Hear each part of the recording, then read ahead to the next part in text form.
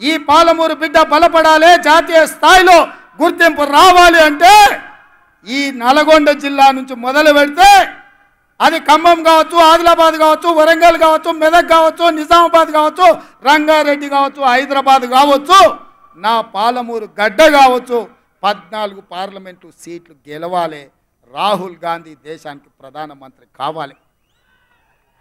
రాహుల్ గాంధీ కశ్మీర్ నుంచి కన్యాకుమారి వరకు 150 రోజులు 4000 కిలోమీటర్లు ఎర్ర టెండలో మంచు కొండలో పాదయాత్ర చేసినప్పుడు మొట్టమొదట కృష్ణా నదిని దాటుకొని కర్ణాటక నుంచి ఈ పాలమూరి గడ్డ మీద పాదం మోపిండు. మన నాయకుడు తెలంగాణలో పాదయాత్ర ఈ పాలమూరులోనే ప్రవేశించిండు. మిత్రులారా, కృష్ణా ఎట్లా పరవళ్ళు తొక్కి మన ప్రాంతానికి వచ్చిందో రాహుల్ గాంధీ గారు కూడా అదే విధంగా మన ప్రాంతంలో పాదయాత్ర చేసిండు. మరి మీ బిడ్డని ఇవాళ ముఖ్యమంత్రిని చేస్తే మనం రుణం తీర్చుకునే బాధ్యత లేదా అని నేను అడుగుతున్నా. అందుకే మిత్రులారా, వస్తారు ఒకళ్ళ మాటలు చెప్తారు, నువ్వు నాకు తెలుసా అంటారు, ముందంతా మనం ఒకటే పార్టీలో ఉన్నామంటారు, అన్ని కాకి కథలు అన్నీ చెప్తారు, నక్క వినయాలు ప్రదర్శిస్తారు.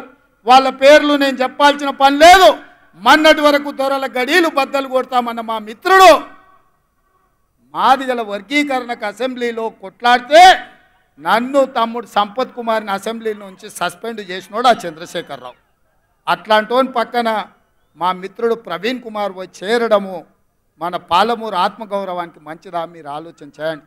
అందుకే మా పెద్దలు దామన్నను ఏబిసిడి వర్గీకరణ మీద ఢిల్లీకి వెళ్ళు, సుప్రీంకోర్టులో మాట్లాడు, పెద్ద పెద్ద ఉద్దండుల్ని న్యాయవాదులను పెట్టు, వర్గీకరణ చేసే బాధ్యత మనది. కేడి మోడీ ఇద్దరు మా మాదిగ బిడ్డల్ని మోసం చేసిండ్రు, మనం న్యాయం చేద్దామని దామోదర్ రాజనరసింహ గారిని ఎమ్మెల్యేలు అందరినీ తీసుకొని పోని ఢిల్లీకి నేను రిక్వెస్ట్ చేస్తే దామన్న పోయి నించున్నాడు. అందుకే మిత్రులారా, ఇవాళ ఒక్కొక్క సమస్యను ఒక్కొక్క చిక్కుముడిని విప్పుకుంటా మీ ఆశీర్వాదంతో ముందుకెళ్తున్నా. అందుకే ఇవాళ రాబోయే పార్లమెంట్ ఎన్నికల్లో నాగర్ కర్నూలు మహబూబ్నగర్ పార్లమెంట్లలో కాంగ్రెస్ పార్టీ అభ్యర్థులను గెలిపించడానికి ఈ గడ్డ మీద ఉంటే జనజాతర మొదలు పెట్టినాం. ఆశీర్వదించండి, మీ దగ్గరకు వచ్చినాం. ఎన్నికల ప్రచారాన్ని ఇక్కడి నుంచే మొదలు పెట్టినాం.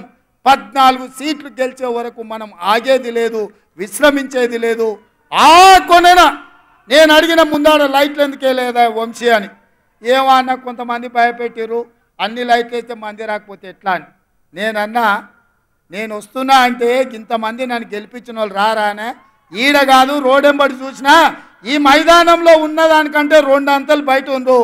కేసీఆర్ మీటింగ్లో మన దగ్గర పల్లి బఠానీలు అమ్ముకునే వాళ్ళంతా కూడా లేరు. మన నల్గొండలో మీటింగ్ పెట్టే కేసీఆర్ మీటింగ్లో